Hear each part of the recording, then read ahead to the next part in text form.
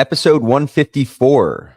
Today we recap the Braves series and preview the upcoming series against the Mets.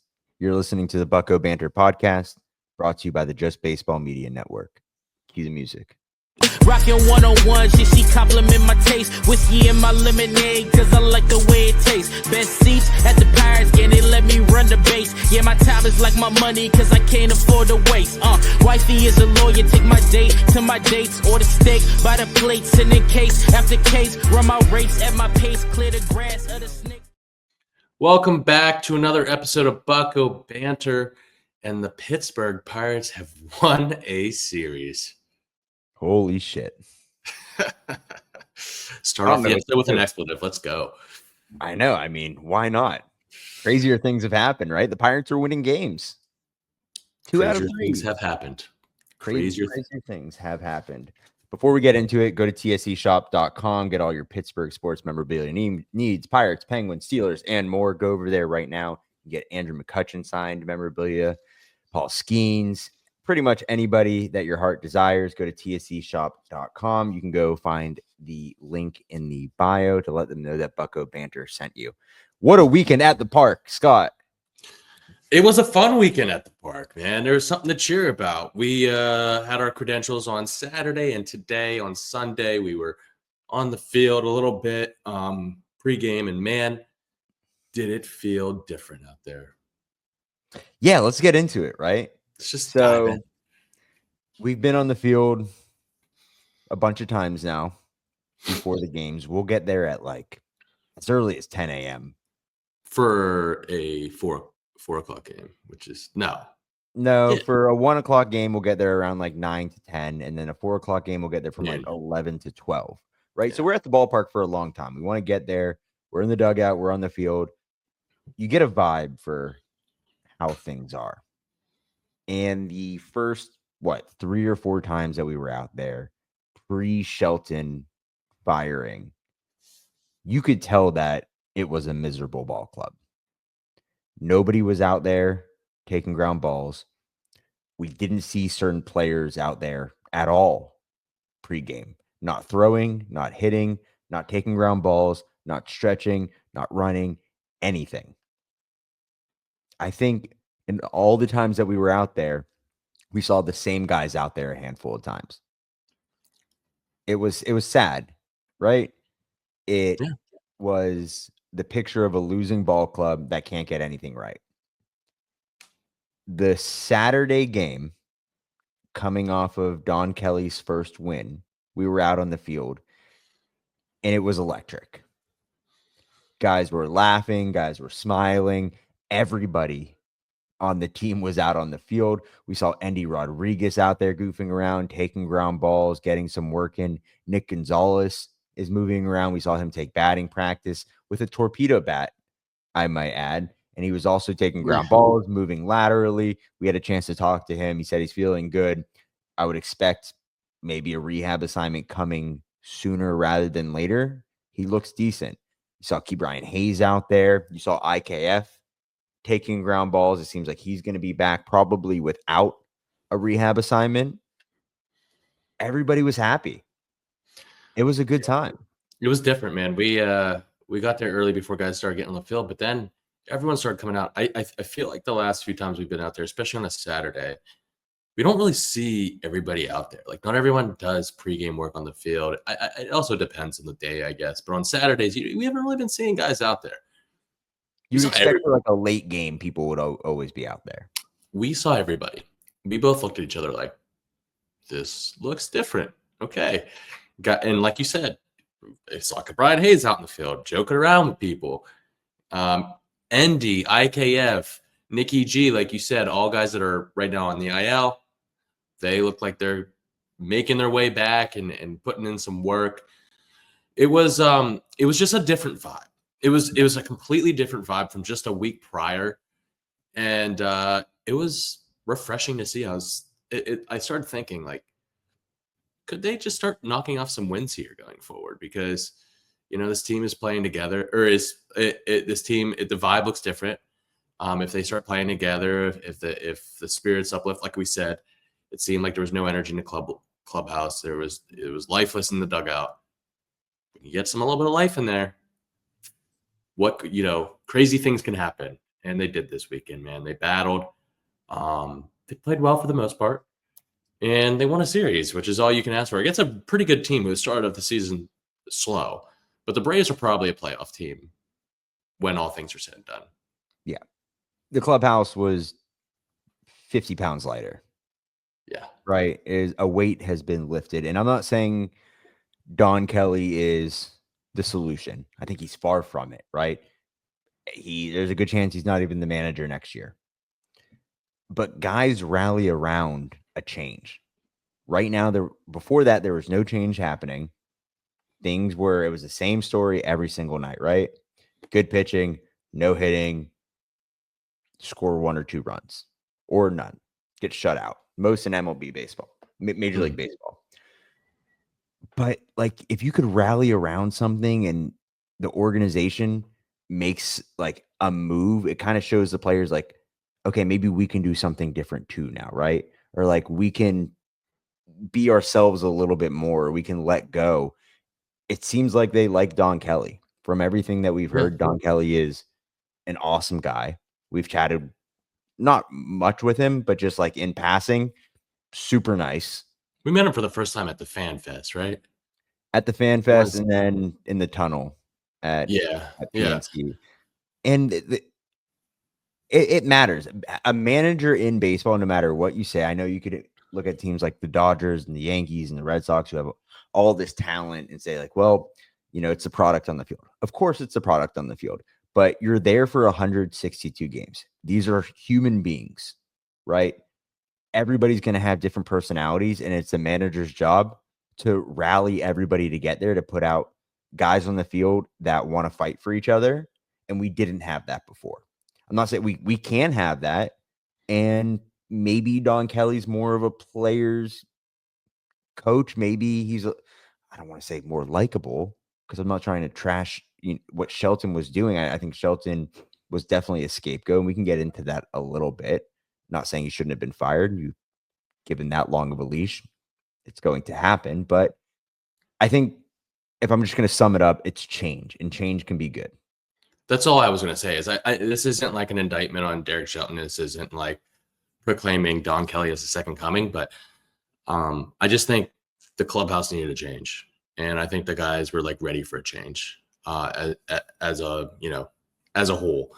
And they got that change, and they're kind of rallying around it right now. The vibes are different. Like you said, the weight was lifted off of a lot of shoulders in the clubhouse. It seems like it's a lot lighter.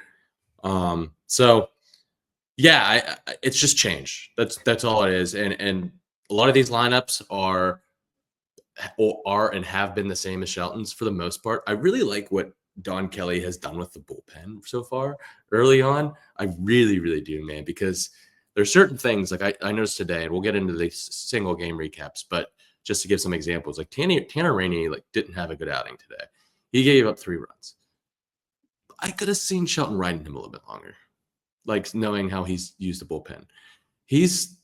Don Kelly has been pretty creative. He's gone to the hot hand. He's gone to Santana a lot this weekend. Utilized the hot hand. He's kept a short leash on guys. And he got ejected from his second game as manager, which I thought, I'm not rooting for an ejection, but I thought it was pretty cool, man. He was out there having his guys back, kind of establishing that in the first series as manager. Not that he was looking to get thrown out, but he seems very, very in tune. And I think he's going to be a manager. If it's not here, it's going to be somewhere. I think he's going to be a manager someday. He's a manager now, but I think he's going to continue managing in professional baseball. Right. I love that you brought up the ejection, because I was just about to mention one thing I did not like about Derek Shelton's tenure in Pittsburgh is I don't think he stuck up for his guys enough. He picked and chose when to do so.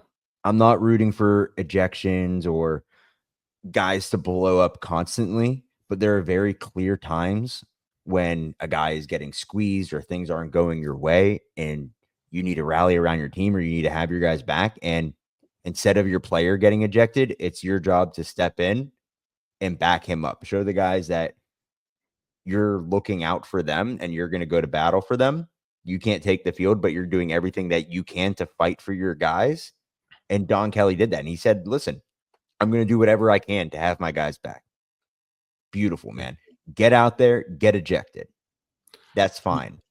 And he's a player too. Like, not Shelton played, but he didn't get to the professional level. Don Kelly played for some good teams. Like, and he's been in some good clubhouses. So I think he has a vibe of, or he has a thought of how to manage and how to get behind guys in the locker room. But yeah, I really like that. You say what you want about like an Aaron Boone, but here's an example of a guy who never fails to have his guys backed. He gets ejected a ton, and he's had some of the biggest ejections or theatrical ejections, if you will. But like, guys, believe it or not, you might not, maybe people who haven't played baseball or haven't played it at a high enough level would not understand that, like, how far that goes with some guys in the clubhouse. It's momentum, man, because if things are happening the same over and over and over every single night, and then maybe you lose 7 in a row or 10 in a row or whatever it may be, and a guy gets rung up on a pitch a foot off the plate, and then you just let that go, and it keeps happening, and it's like, okay, well, we just suck, so we're just going to keep losing, and bad things happen. No, you have to step up for your guys, and a little thing like that can change everything. It's not going to change the talent on the field, but it can change momentum.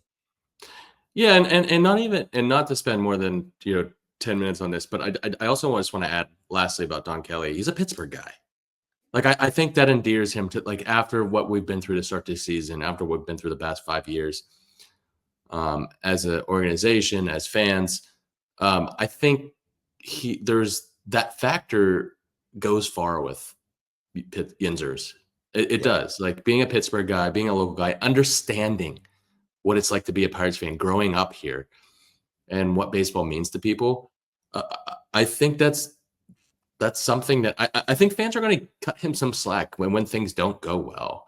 They're inevitably not going to go well at times this year. But I think that's huge, man. I'm excited for Don Kelly. I'm rooting for him. I'd root for anybody in that position right now. But, I'm excited for the road ahead here. Let's go to some headlines. Of course, Derek Shelton was relieved of his duties as the Pirates manager. Emmanuel Valdez to the IL. Let's mention before we go to Emmanuel Valdez, Radley Haddad. I know we talked about it in our live show this weekend at Allegheny Coffee and Tea.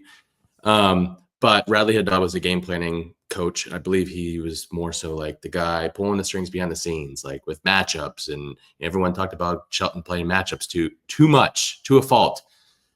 Radley Haddad was your guy. He's the guy they brought in from the Yankees organization, I believe. So he was also let go of his duties. And then Emmanuel Valdez to the IL, from what we've heard, might not be great for Valdez. Of course, as we mentioned earlier, Gonzalez is hitting, taking grounders. He looks like he could be ready to go sooner rather than later. IKF is out there taking batting practice and fielding. Joey Bart was hot this week, but there's one guy I want to stick on real quick, maybe for 2 minutes. And I know you have an opinion on this. Okay. Ryan Reynolds has probably gotten off to the worst start of his career, right? I think he would tell you that as well. He's got a 69 WRC plus right now. The average is at 215, 342 slug, 276 OBP. He's got a negative 0.6 WAR. Here's something that's really interesting if you're looking through the numbers. His zone swing percentage, so how many times he's swinging at any ball thrown in the zone, is 69.1%, which is second lowest of his career dating back to 2020. Okay, and that was the second year in the league. 2019, he debuted. It doesn't seem like he's able to put it together right now. It's clear that he's getting frustrated. He got ejected from the game on Saturday night, which we'll get into in the game recaps, but one can't get ejected in that situation. We were already ended up missing Cruz at the end of that game. Reynolds was out. It was a mess. But how confident are we that Brian Reynolds is going to pick it up? Because these numbers do not cut it for a guy that's supposed to be a veteran in your clubhouse. And I don't want to say a leader because Brian Reynolds doesn't speak very much, but a leader for his play on the field. Right. And the defense is another thing, man. And you're only $100 million player. Right. It's your only $100 million player. The defense has always been bad. It hasn't been great in right field. Also, he has a -2 defensive run saved. But I really don't care about the defense. I don't. I could care less because what I expected out of Brian Reynolds every year is 20+ home runs, slugging, and giving us competitive at bats. And we're not seeing any of that right now. I am just going to sum this up.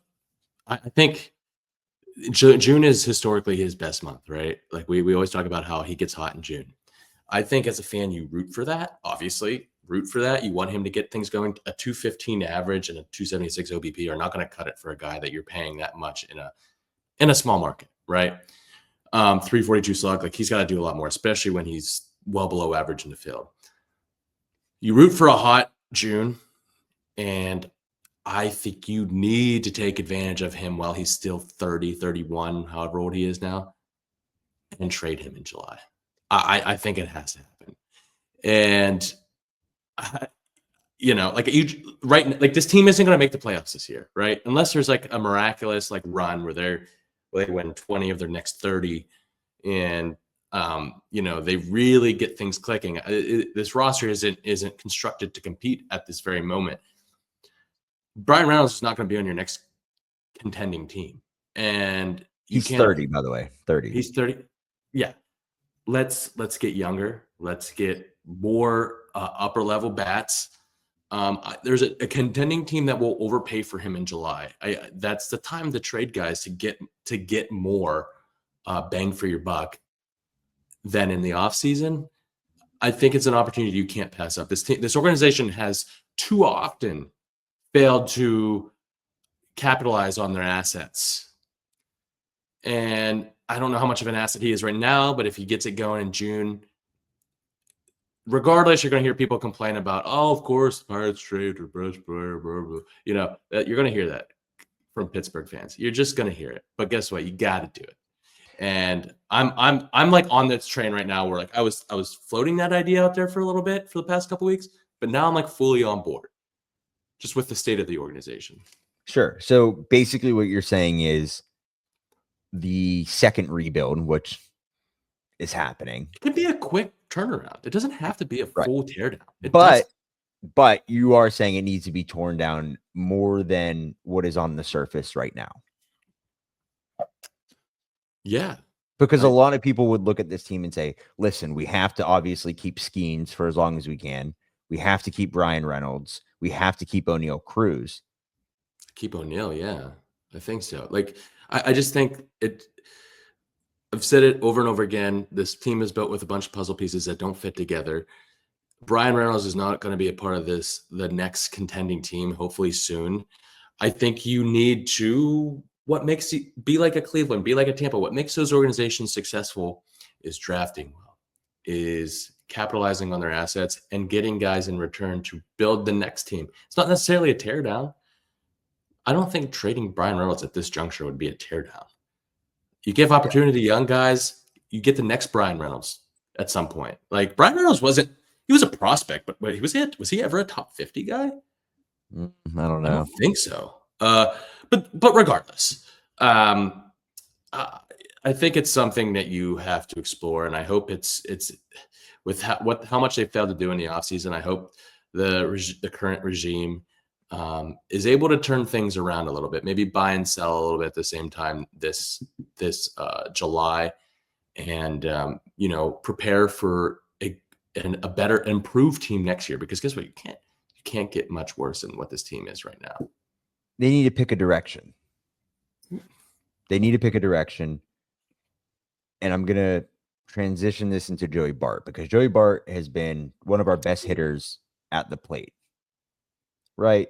And we've mentioned many times puzzle pieces that don't fit, that the roster is a logistical nightmare. You brought Andrew McCutchen back, who's pretty much pigeonholed into being your designated hitter. And then you have probably 3 or 4 of the same players that are middle infielders. It's all over the place. And now you have Joey Bart, who is one of your best hitters. You have to keep him in the lineup no matter what. If he has a day off behind the plate, you got to find a way to DH him. right? But then you take out another one of your best hitters in Andrew McCutchen if you're not willing to put him out in right field, and then you got to move Brian Reynolds around. It just doesn't work as constructed right now. And the reason I'm bringing up Joey Bart is because defensively, he has been very bad.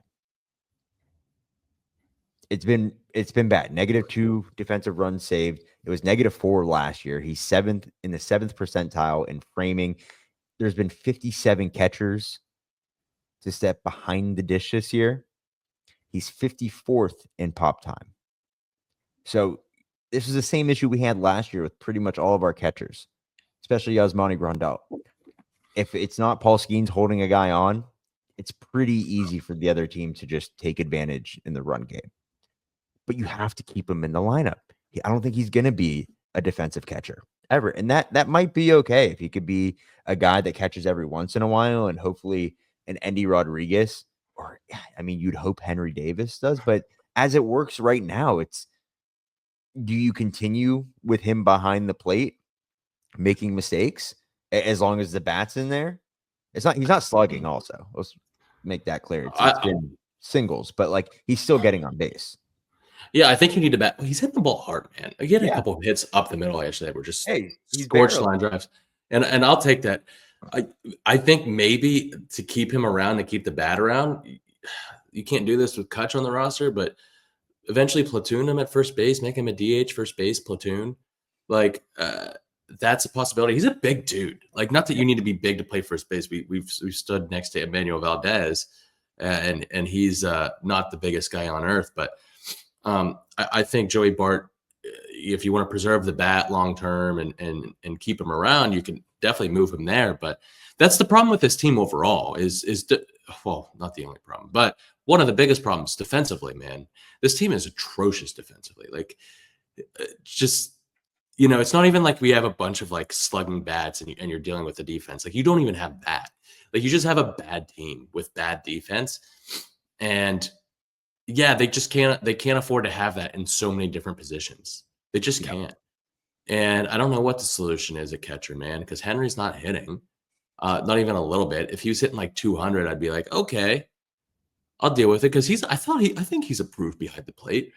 And Endy is fine behind the plate, but we haven't seen a full season of Endy either. So like, we don't know. Like, there's like a lot of catchers, but there's also not. You know what I mean? Like, there's depth, but like, there's a lot of question marks too.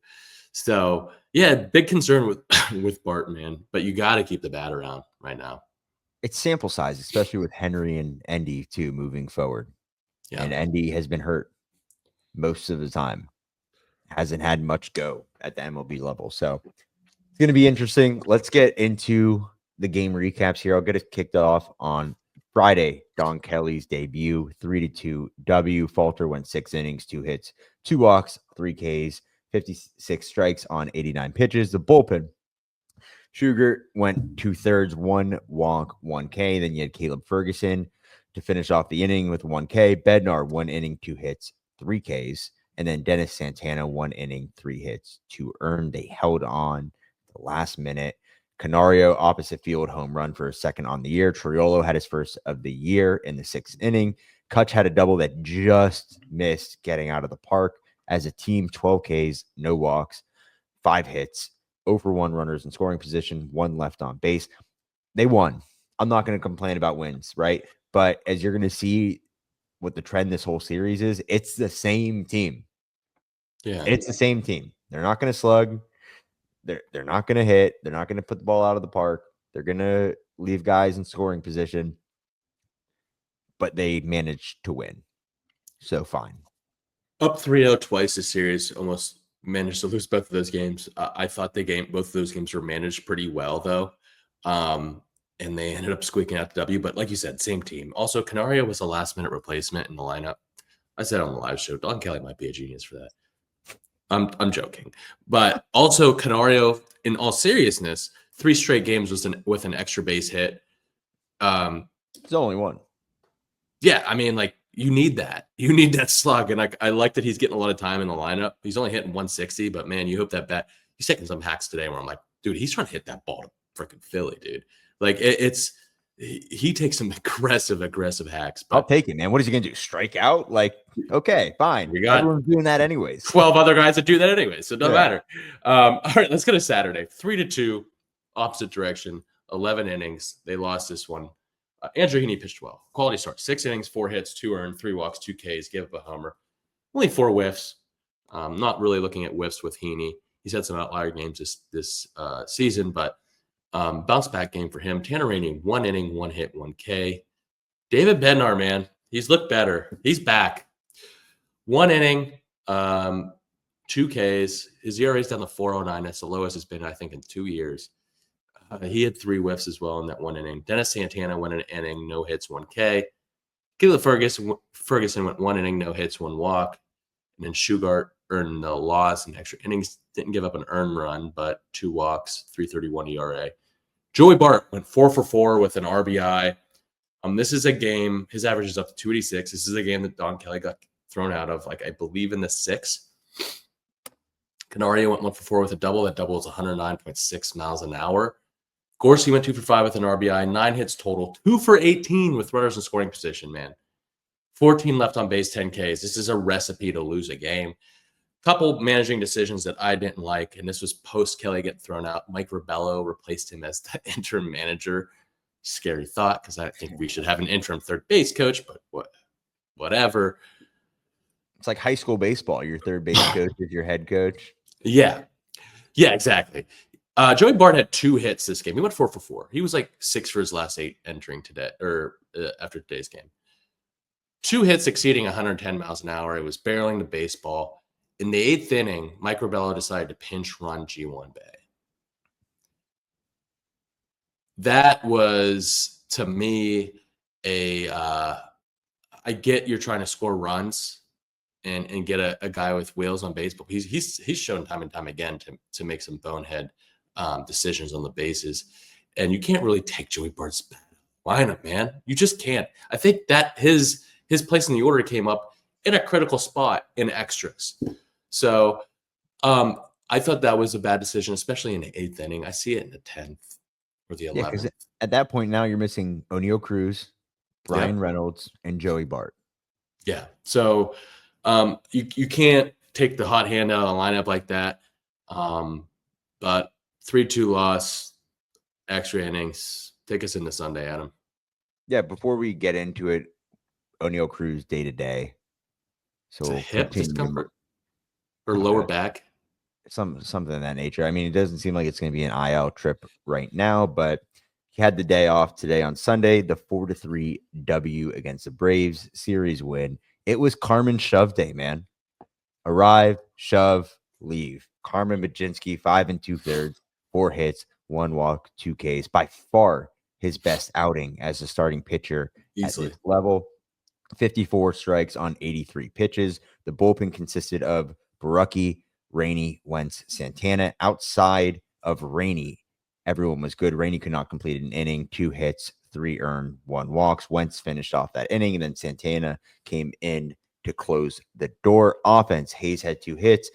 Bart stayed hot, 2 for 5, 2 RBIs with the walk-off in the 9th. As a team, 9 Ks, 4 walks, 1 for 6 runners in scoring position, 11 left on base. The only slug of the game was a double by Alexander Canario. Only real takeaway for me here is they won, and Carmen looked good. He had 5 whiffs on the 4-seam, 2 whiffs on the slider. He was able to make it through the lineup multiple times. They took him out. Bullpen did well, all things considered, and they held on. He definitely he rewarded Kelly for letting him go back out there in the 6th inning, getting 2 outs in the 6th. Chris Sale, man, you look at this game beforehand, you're like, Majinski versus Sale, man, I don't like my odds of winning this series. Sale had 18 whiffs, but the Pirates got some hits in key situations, were able to get ahead 3-0, give themselves the lead. And Brian Barucki was definitely up for a 3-star today, man. 2 innings in relief. He has that ERA under 3, 6 holder of the year, 2 Ks. Has been nails outside of that 1 or 2 bad outings there about a month ago. I love Barucki, man. I'm a big Barucki fan, dude. He is a king on and off the field. But Adam, let's take a quick break. When we come back, we're going to preview the Mets series and then just discuss our players of the week.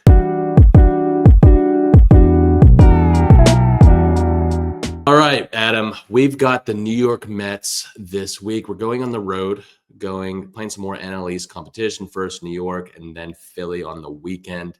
We're playing the first place Mets. The Mets are tied for the most wins in the league. They're 26-15, leading the NL East, starting off really hot. And we've got a big matchup tomorrow night in the Queens. David Peterson versus Paul Skeens. David Peterson was a 2017 first-round pick out of Oregon, big lefty. This year, he's 2-2, 3.05 ERA, 31 in the third innings pitched, 7 games started, 36 Ks, and a 136 whip. Throws a sinker, 4-seam slider, change curve.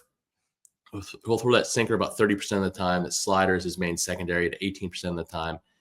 He'll throw that change and curve at 17 and 11% of the time, respectively. Like I said, big southpaw with a durable frame. He's 6'6", 240, high 3/4 arm slot, works downhill to generate ground balls. The fastball sits in the low 90s, touching 94 at peak. While not overpowering, it'll play up due to deception and extension from his tall frame. And he occasionally mixes in a sinker with some arm side run to generate the ground balls, as I said before. His slider is arguably his best pitch, though, overall. A sharp sweeping slider with late bite that he uses effectively against lefties and to back foot righties. Uses it to generate whiffs and weak contact. His fastball is more for ground balls. The command can be inconsistent at times, especially with his fastball. His mechanics occasionally get out of sync, leading to elevated pitch counts and walks. So, man, be patient with him. I worry about the weak contact and ground balls. This team loves hitting the double plays. But, tough matchup for them on Monday. Can't hit into a double play if you never get a runner on first base. Big brain. Tuesday, right-handed pitcher Kodai Senga versus Mitch Keller. Senga in 2025, 4-2 with a 1.16 ERA and 38 2/3 innings pitched. 7 games, 35 Ks, 1.16 whip. The arsenal, 4-seam at 34% of the time, sits around mid-90s. He's got the forkball at 27% of the time, low 80s. And then you got the cutter, slider, sinker, sweeper, curve. So he's throwing the kitchen sink at you.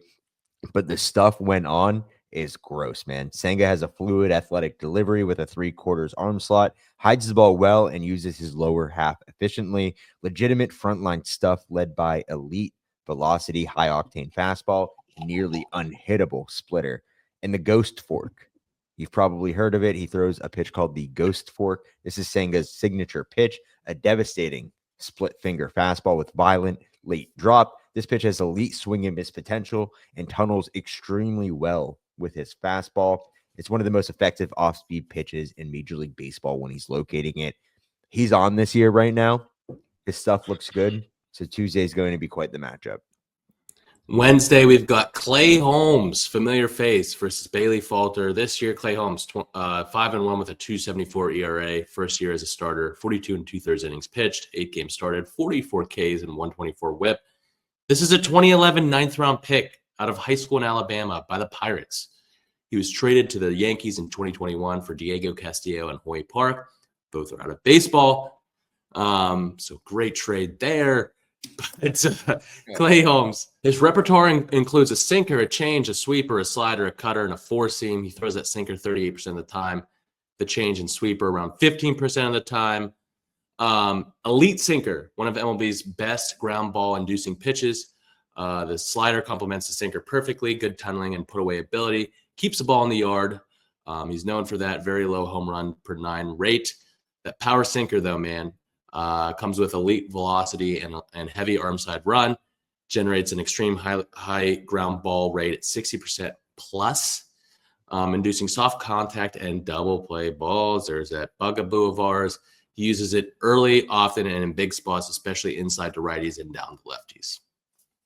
All right. Well, you got 2 NL East matchups coming up with the Mets, and then they head to Philadelphia. We, of course, will preview that. Before I get into anything else, we got our players of the week. I'll get us started with hitter of the week, Scott. We got Joey Bart, obviously, 8 for 22. double, 3 RBIs, 2 walks, slashing 364, 440.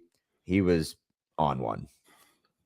Yeah, absolutely. Hitting the ball hard, especially these last 2 days. Our pitcher of the week, Bailey Falter. This is his second, I think, of the year for us. Friday to kick us off against the Braves, 6 innings, 2 hits, no earned runs, 2 walks, 3 Ks, 7 whiffs. Great outing. Great last couple outings for Bailey.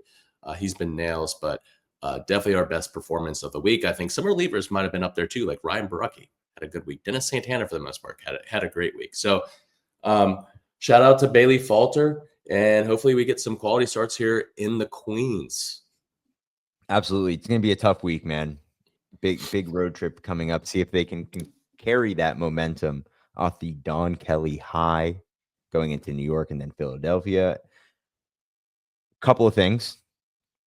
Tune in tomorrow for the prospect show. It'll actually come out Tuesday, so we're going to record it tomorrow. Christian Curtis, repeat guest, pitcher for the Greensboro Grasshoppers High A affiliate for the Pittsburgh Pirates, joins the show. Really good conversation with Christian.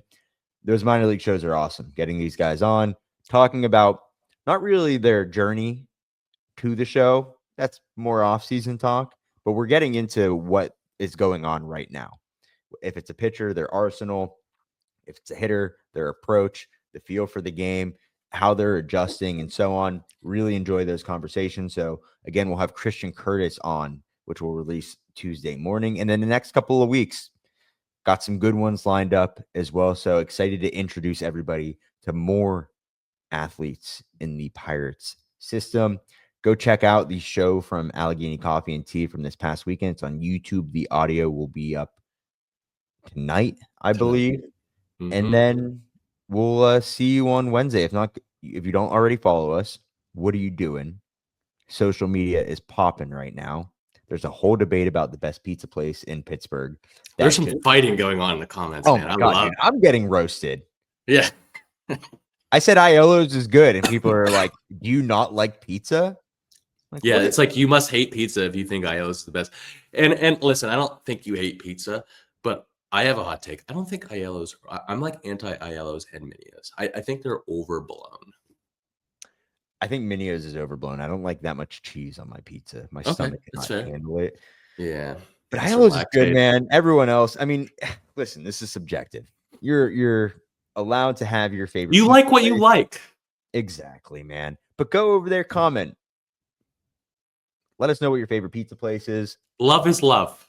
Exactly. Go to YouTube, Bucco Bantr, subscribe, like, leave a comment, share the videos, and then go follow us on all social media. Having a good time at the park. More content is coming your way. And until next time, raise it. Raise it. Best seats at the Pirates game, they let me run the base. Yeah, my time is like my money, cause I can't afford to waste. Wifey is a lawyer, take my date to my dates, or the steak by the plates. And